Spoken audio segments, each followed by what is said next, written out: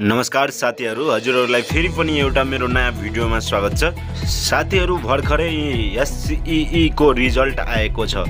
त्यसमा धेरै जसो साथीहरुको डेट अफ बर्थ मा मिस्टेक भएको छ र धेरै जसो साथीहरुको नेमको स्पेलिङमा मिस्टेक हुन्छ र उसको थरहरुमा नि मिस्टेक गर्दिन्छ स्पेलिङहरुमा। त्यो सबै प्रोसेसहरुलाई कसरी ठीक पार्न सकिन्छ, कसरी सच्याउन मिल्छ र धेरै जसो साथीहरु पुरानो बेचको नि हुनुहुन्छ एसएलसी मा, तिनीहरुको नि मिस्टेक हुन सक्छ। त्यो पुरानो र नयाँ अहिलेको जुन रिजल्ट आएछ त्यो सबैको एउटै प्रोसेस हुन्छ। त्यो प्रोसेसमा के डकुमेन्ट चाहिन्छ, कति चार्ज लाग्छ, कति दिनमा बन्छ, के कुराहरु चाहिन्छ, त्यो सबै कुराहरु म यो भिडियोमा भन्नेछु।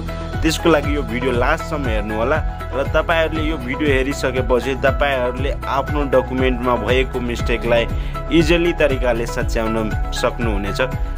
अब ढिला नगरिकन भिडियो स्टार्ट गरौँ साथीहरु। म जुन कुरा भन्छु अहिले त्यो सबै कुरा म एनईबी मा गएर सोधेर आएको कुराहरु भन्छु। एनईबी मा मैले के सोधेको थिए र त्यहाँको इम्प्लोइहरुले, त्यहाँको कर्मचारीहरुले मलाई के भनेको छ त्यो फुल्ली एक्सपिरियन्स म शेयर गर्छु।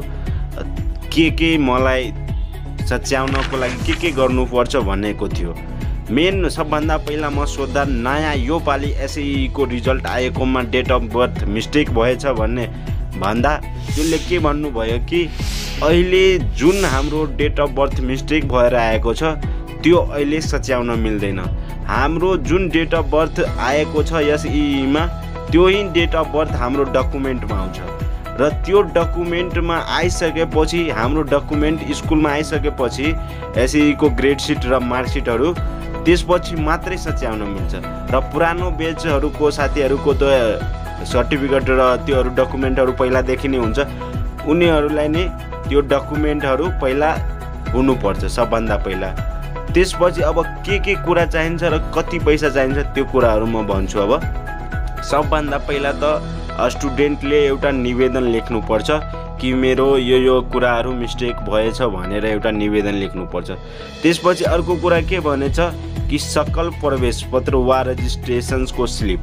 अब जुन तपाईहरुले एसई मा ग्रेड एक्जाम दिन जानु भयो होला त्यो बेला तपाईहरुलाई एउटा एडमिट कार्ड भनेर दिएको होला, त्यो एडमिट कार्ड नहेराउनु होला। त्यो एडमिट कार्डको ओरिजिनल लिएर जानुपर्छ त्यहाँ अफिसमा।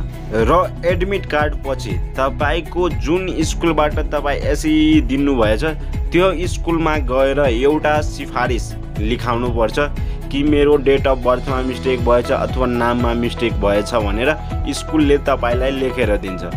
अब चौथोमा के भनेछ कि एसई को चारित्रिक प्रमाणपत्र र अब तपाईको स्कुलले नै दिन्छ तपाईको क्यारेक्टर सर्टिफिकेट।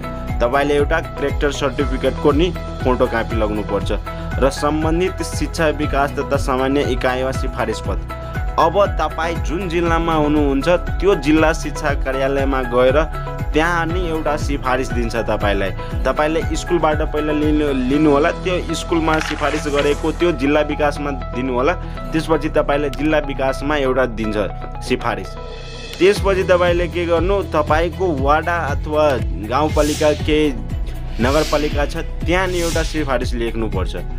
त्यसपछि अब तपाईले जुन सच्याउन चाहनु भएको छ त्यो 8 क्लासको मा सेम हुनुपर्छ। तपाईले जति तपाईको डेट अफ बर्थ छ त्यति 8 क्लासको तपाईको मार्कसिटमा नेम अथवा डेट अफ बर्थ त्यही हुनुपर्छ।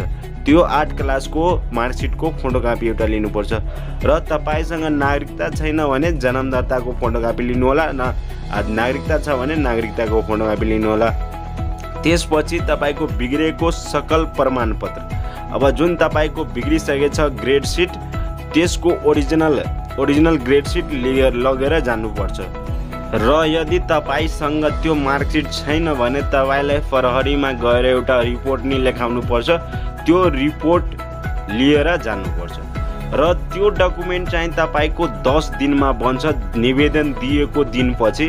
र तपाईलाई सबभन्दा पहिला निवेदनको 200 चार्ज लाग्छ र अर्को सच्याएर तपाईलाई जुन डकुमेन्ट दिन्छ त्यसको 1000 चार्ज लाग्छ। जम्मा तपाईलाई 1200 रुपैयाँ चार्ज लाग्छ। र यो चाहिँ काठमाडौँमा रहेको एसईई कार्यालय एनईबी बोर्ड छ त्यो कार्यालयको कोठा नम्बर 4 मा गएर तपाईले यो डकुमेन्टहरू पेश गर्नुपर्छ र डकुमेन्ट पेश गरेको 10 दिनभित्र तपाईहरुको सबै कुरा सच्याएर रिपोर्ट मात्रै त्यो डकुमेन्टहरू आउनेछ। त आजको भिडियो यति नै सानो इन्फर्मेसन थियो तपाईहरुको लागि। भिडियो मन परेछ भने भिडियोलाई लाइक गरिदिनु होला र च्यानलमा नयाँ आउनुहुन्छ भने च्यानललाई सब्स्क्राइब गरिदिनु होला र भिडियो अन्तिमसम्म हेर्दिनु भएमा धेरै धेरै धन्यवाद साथीहरु।